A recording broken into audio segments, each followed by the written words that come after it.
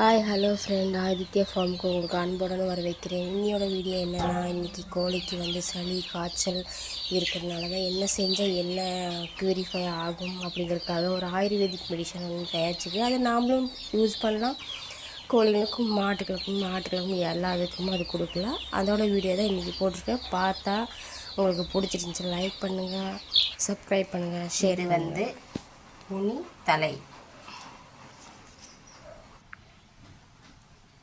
இது தும்பை கீரை, அடுத்தது துளசி, அடுத்தது மிளகு,